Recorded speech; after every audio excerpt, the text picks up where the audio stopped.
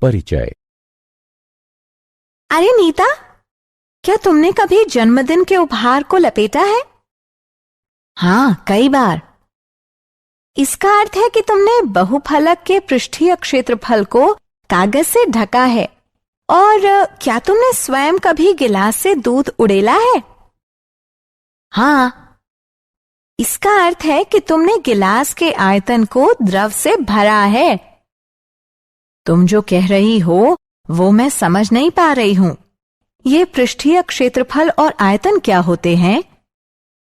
पृष्ठीय क्षेत्रफल ठीक वही होता है जैसा कि सुनने में लग रहा है, किसी त्रिआयामी वस्तु के सभी बाह्य पृष्ठों का क्षेत्रफल।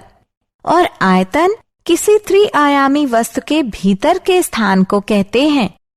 आओ, इस विषय में मैं तुम्हें विस्तार से बताती हूं। इस पाठ में तुम इन दोनों परिकल्पनाओं के संबंध में और अधिक जानोगे। साथ ही ये भी जानोगे कि ठोसों के संयोजन के पृष्ठीय क्षेत्रफल और आयतन की गणना कैसे करते हैं।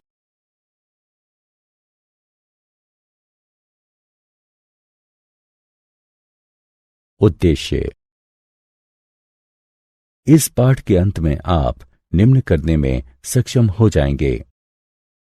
किन्हीं दो आधारभूत ठोसों जैसे घनाभ, शंकु, बेलन, गोला व अर्धगोला के संयोजन से बनी वस्तु का पृष्ठीय क्षेत्रफल निकालना।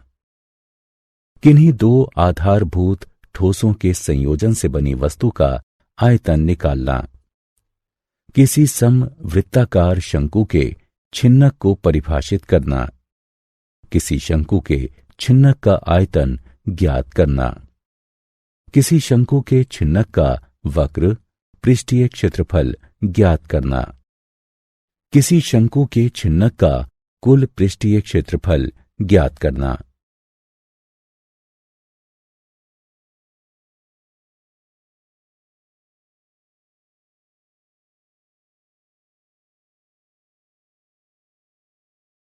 ठोसों का संयोजन। छात्रों, इन ठोसों को देखिए। ये ठोस दो या अधिक ठोसों से बने हैं। यहां हम स्पष्ट देख सकते हैं कि सर्कस का तंबू शंकु व बेलन का संयोजन होता है। लट्टू अर्धगोले व शंकु का संयोजन होता है और परखनली अर्धगोले व बेलन का संयोजन होती है। इसी प्रकार अपने दैनिक जीवन में हम ऐसी अनेक वस्तुएं देखते हैं, जैसे खिलौने, वाहन, पात्र, औजार इत्यादि, जो दो या अधिक ठोसों का संयोजन होती हैं। आइए उनके पृष्ठीय क्षेत्रफल एवं आयतन ज्ञात करना सीखते हैं।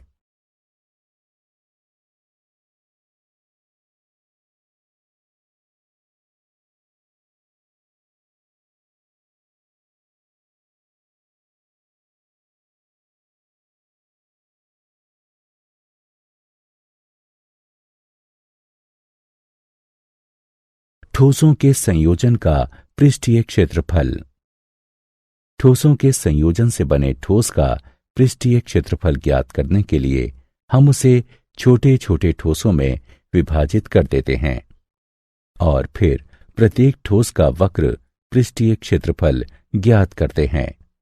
फिर उन सब वक्र पृष्ठीय क्षेत्रफलों को जोड़कर संपूर्ण ठोस का पृष्ठीय क्षेत्रफल ज्ञात कर लेते हैं। उदाहरणार्थ, इस खिलौने को देखो। यह खिलौना एक शंकु और एक अर्धगोले का संयोजन है। इस खिलौने का पृष्ठीय क्षेत्रफल ज्ञात करने के लिए हम शंकु एवं अर्धगोले के वक्र पृष्ठीय क्षेत्रफल ज्ञात करेंगे। अथवा हम ये भी कह सकते हैं कि किसी खिलौने का कुल पृष्ठीय क्षेत्रफल शंकु के वक्र पृष्ठीय क्षेत्रफल तथा अर्धगोले के वक्र पृष्ठीय क्षेत्रफल के योग के बराबर होगा। ठोसों के संयोजन से बने ठोस का पृष्ठीय क्षेत्रफल ज्ञात करने के लिए आइए कुछ उदाहरणों को हल करते हैं।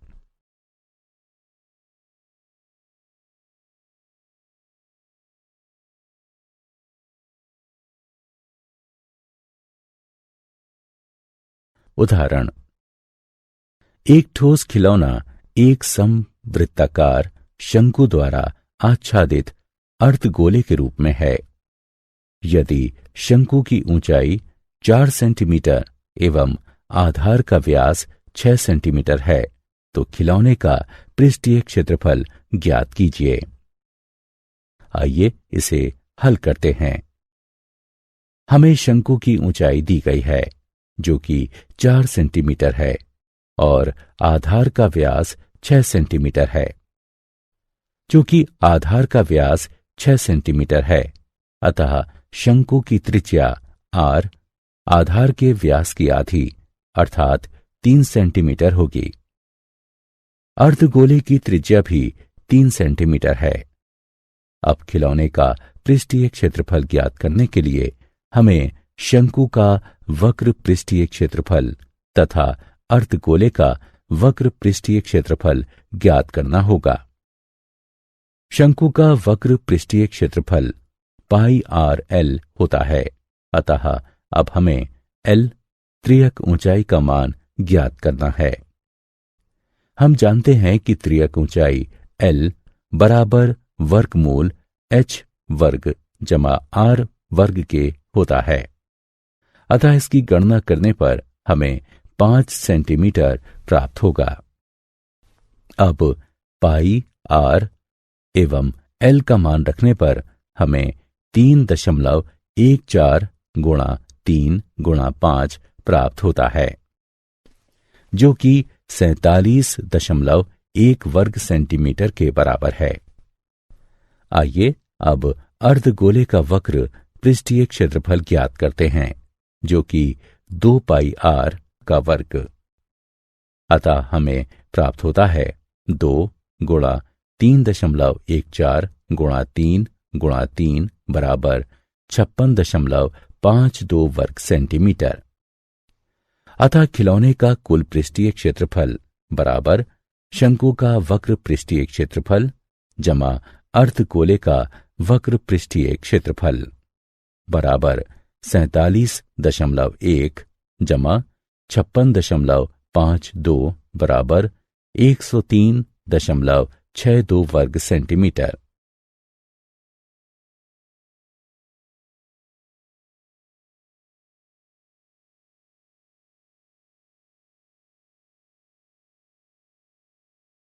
इस आकृति को देखिए।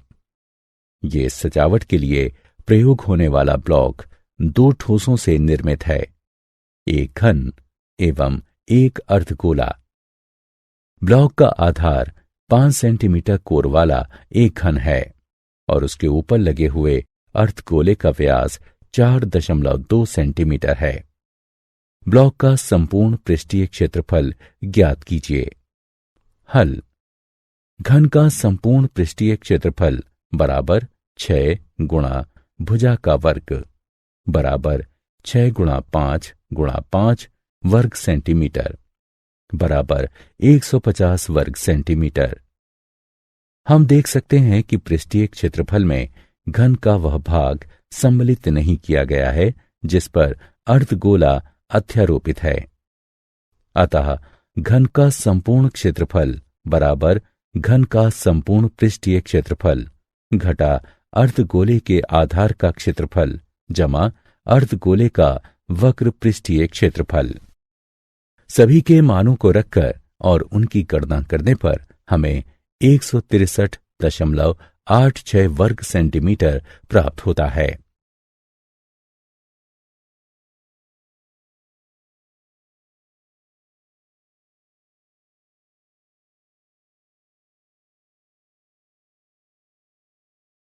ठोसों के संयोजन का आयतन। जब हम ठोसों के संयोजन पर दृष्टिपात करते हैं तो क्षमता ज्ञात करने की समस्या उत्पन्न होती है। ऐसे किसी ठोस का आयतन ज्ञात करने के लिए हम उसे छोटे छोटे ठोसों में तोड़ लेते हैं और फिर प्रत्येक ठोस का आयतन ज्ञात करते हैं। फिर प्राप्त आयतनों का योग करके संपूर्ण ठोस का आयतन ज्ञात कर लेते हैं। इस आइसक्रीम कोन को देखिए। यह एक शंकु एवं एक अर्धगोले का संयोजन है। इसका आयतन ज्ञात करने के लिए हम शंकु एवं अर्धगोले के आयतन ज्ञात करेंगे और फिर उन आयतनों का योग कर देंगे। या फिर हम इसको ऐसे भी लिख सकते हैं कि किसी आइसक्रीम कोन का आयतन शंकु व अर्धगोले के आयतनों के योग के बराबर होता है। इस संबंध में और अधिक समझने के लिए आइए एक उदाहरण हल करते हैं। उदाहरण, एक लौह स्तंभ लंब वृत्ताकार बेलन व लंब वृत्ताकार शंकु का संयोजन है। बेलन व शंकु दोनों ही के आधार की त्रिज्या 8 सेंटीमीटर है। बेलनाकार भाग 240 सेंटीमीटर ऊंचा है तथा शंक्वाकार भाग 36 सेंटीमीटर ऊंचा है। स्तंभ का भार ज्ञात कीजिए। यदि 1 घन सेंटीमीटर लोहे का भार 3.9 ग्राम हो। हल, मान लीजिए R बराबर बेलन की त्रिज्या, शंकु की त्रिज्या, H बराबर बेलन की ऊंचाई, H1 बराबर शंकु की ऊंचाई। हम जानते हैं कि स्तंभ का संपूर्ण आयतन बेलन व शंकु के आयतनों के योग के बराबर होता है। अतः संपूर्ण आयतन बराबर पाई आर का वर्ग H जमा 1/3 पाई आर का वर्ग H1 बराबर पाई आर का वर्ग गुणा H जमा 1/3 H1। इसे हल करने से हमें संपूर्ण आयतन प्राप्त हो जाता है जो कि 50,688 घन सेंटीमीटर है। अब स्तंभ का कुल भार बराबर ठोस का आयतन गुणे भार प्रति घन सेंटीमीटर। यह है 1,97683.2 ग्राम अथवा 197.6832 किलोग्राम होगा। किसी ठोस का एक आकार से दूसरे आकार में रूपांतरण। जब हम तरबूज को फांकों में काटते हैं तब हम किसी ठोस आकार को अन्य ठोस आकारों में रूपांतरित कर रहे होते हैं। फांकों के माप एवं आकार से हटकर एक तथ्य है जो कि सारी प्रक्रिया को भलीभांति व्यक्त करता है। सभी फांकों का संयुक्त आयतन वास्तविक तरबूज के आयतन के ठीक बराबर होता है। जब हम किसी दिए गए आकार के ठोस को किसी अन्य आकार में रूपांतरित करते हैं, पृष्ठीय क्षेत्रफल साधारणतया परिवर्तित हो जाता है, यद्यपि आयतन वही बना रहता है। इसी प्रकार ब्रेड को फांकों में काटे जाने के मामले में हम किसी ठोस आकार को किसी अन्य ठोस आकार में रूपांतरित करते हैं। सभी फांकों का कुल आयतन वास्तविक वस्तु के आयतन के ठीक बराबर होता है।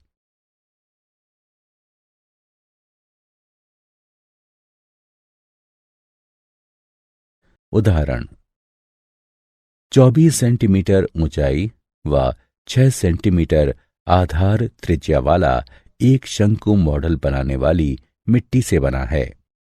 एक बच्चा उसे गोले के आकार में परिवर्तित कर देता है। गोले की त्रिज्या ज्ञात कीजिए।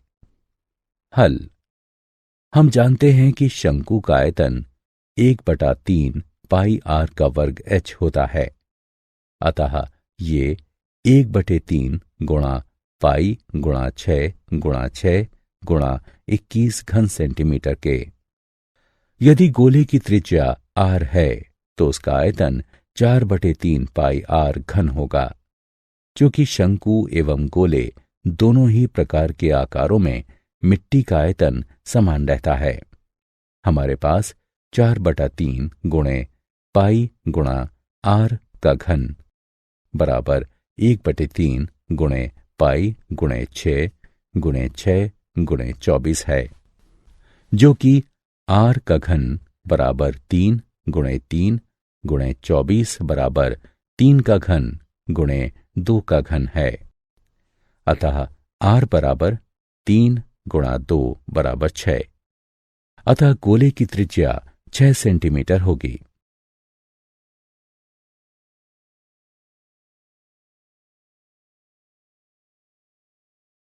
शंकु का छिन्नक। यदि एक लंब वृत्तीय शंकु उसके आधार के समांतर एक तल द्वारा काटा जाता है तो काटे जाने वाले तल एवं शंकु के आधार के मध्य का भाग शंकु का छिन्नक कहलाता है। शंकु के छिन्नक के सूत्र नीचे दिए गए हैं। शंकु के छिन्नक का आयतन बराबर 1/3 पाई h r1 का वर्ग जमा r2 का वर्ग जमा r1 r2। शंकु के छिन्नक का वक्र पृष्ठीय क्षेत्रफल बराबर है पाई l गुणा r1 जमा r2 के, जहां l बराबर है वर्गमूल h वर्ग जमा r1 घटा r2 के वर्ग के। शंकु के छिन्नक का संपूर्ण पृष्ठीय क्षेत्रफल बराबर पाई l r1 जमा r2 जमा पाई r1 का वर्ग जमा r2 का वर्ग। अगले स्क्रीन में हम इन सूत्रों का प्रयोग करके शंकु के छिन्नक का आयतन एवं पृष्ठीय क्षेत्रफल ज्ञात करेंगे।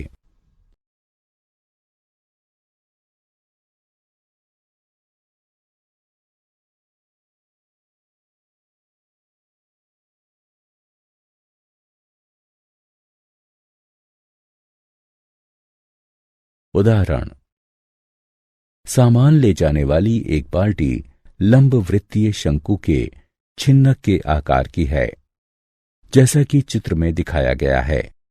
बाल्टी का आयतन व संपूर्ण पृष्ठीय क्षेत्रफल ज्ञात कीजिए। हल।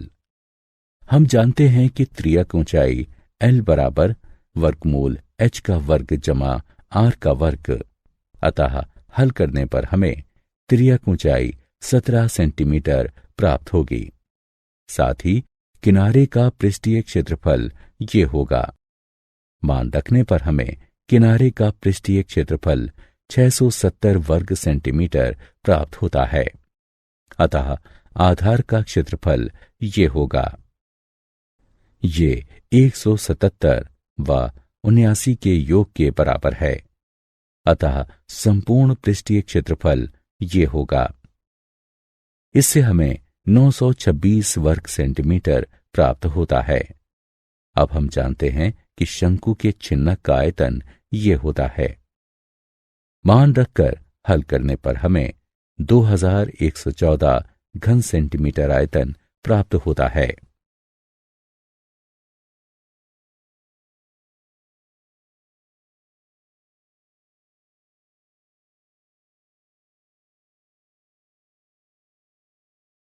क्या आप जानते हैं फ्रस्टम एक लैटिन शब्द है जिसका अर्थ है काटा हुआ टुकड़ा और इसका बहुवचन फ्रस्टा है। साधारणतः जब हम कहते हैं बेलन तो हमारा आशय वृत्तीय बेलन से होता है, परंतु अंडाकार बेलन भी होते हैं, जैसे कि इस प्रकार। इसके अतिरिक्त अपरिचित बेलन भी हो सकते हैं। यदि अनुप्रस्थ काट वक्रीय है और एक सिरे से दूसरे सिरे तक एक समान है, तब भी वह एक बेलन होगा। सभी आकारों में आयतन के लिए गोले का पृष्ठीय क्षेत्रफल सबसे कम होता है, या दूसरी तरह से कहें तो इसका स्थिर पृष्ठीय क्षेत्रफल के लिए आयतन सर्वाधिक हो सकता है।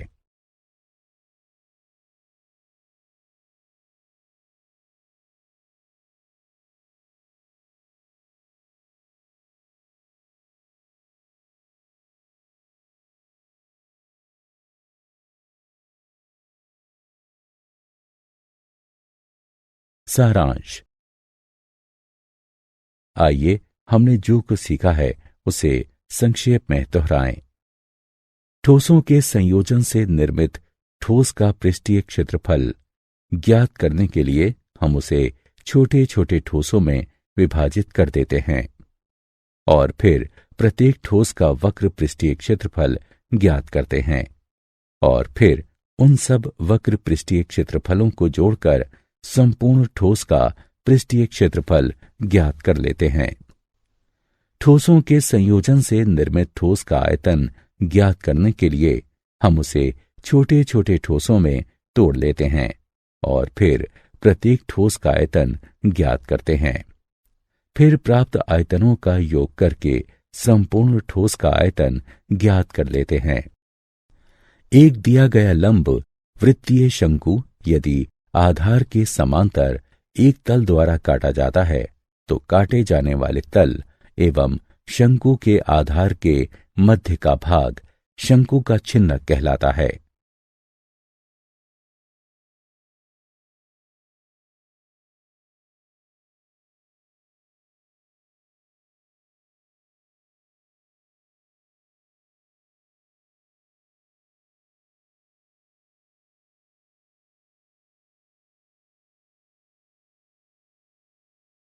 शंकु के छिन्नक से संबंधित सूत्र इस प्रकार हैं। शंकु के छिन्नक का आयतन ये है। शंकु के छिन्नक का वक्र पृष्ठीय क्षेत्रफल ये है। शंकु के छिन्नक का संपूर्ण पृष्ठीय क्षेत्रफल ये है। जहां h बराबर छिन्नक की लंबवत ऊंचाई, l बराबर छिन्नक की त्रियक ऊंचाई तथा r1 व r2 छिन्नक के दोनों आधारों यानी सिरों की त्रिज्याएं हैं।